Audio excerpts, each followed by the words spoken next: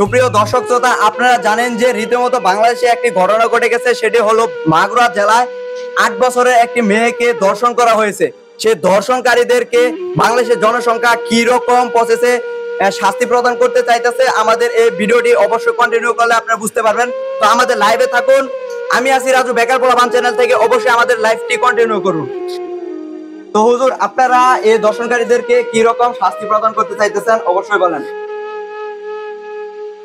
আমরা মূলত দেখা গেছে যে মাগুরাতে আমাদের যে ছোট বোনটি ছিল, আমাদের কলেজার ছোট বোন, আমরা এর যে দর্শনকারী আছে দুইজন, এই দুইজন দর্শনকারীকে আমরা মূলত বিষয়টা চাচ্ছি যে ইসলামিক দৃষ্টিতে শাস্তি দেওয়ার জন্য। তো আমরা প্রথম অবস্থায় দেখতেই পারছেন তাদের যে গোপন স্থান আছে, এই যে এদেরকে বাপ ছেলেকে আমরা প্রথমেই গোপন স্থানে ইট বেঁধে দিয়েছি। তো পরবর্তীতে আমরা নিয়ে যাব, শুলে চড়াবো একজনকে, আর একজনকে পাথর নিক্ষেপ করে মেরে ফেলবো। ইসলামিক দৃষ্টিতে যে প্রকারের শাস্তিগুলো দেওয়ার নিয়ম, আমরা ঠিক একইভাবে শাস্তিগুলো দিব।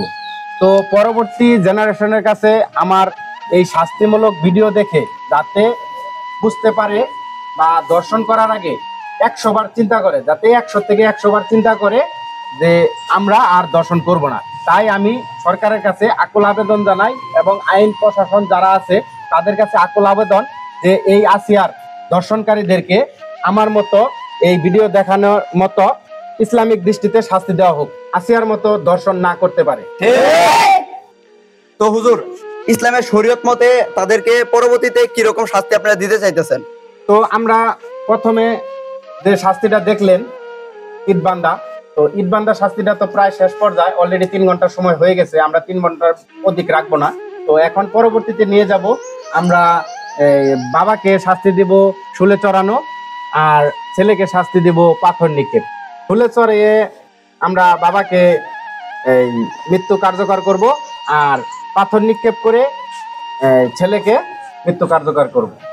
তো দর্শক শ্রোতা, আপনারা তো আমাদের এই লাইভটি দেখতেই পারতেছেন। তো ইতিমধ্যে আপনারা দেখলেন কি বাপ ছেলেকে গোপন অঙ্গে ইট বেঁধে রাখা হয়েছে। তো পরবর্তীতে শুলে চড়ানো শাস্তিটা এবং কি পাথর নিক্ষেপ করা শাস্তিটা আপনারা দেখতে পারবেন। তো আমাদের সাথেই চলুন।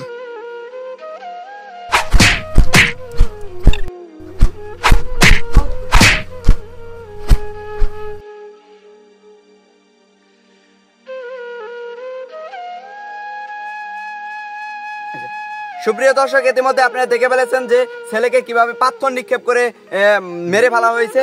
তো এই যে ইসলামের শরীয়তে এখানে বসায় তাকে মৃত্যুদণ্ড দেওয়া হবে। তো হুজুর তাকে নিয়ে আসবে। চলুন আমাদের লাইফটি সম্পূর্ণ কন্টিনিউ করুন।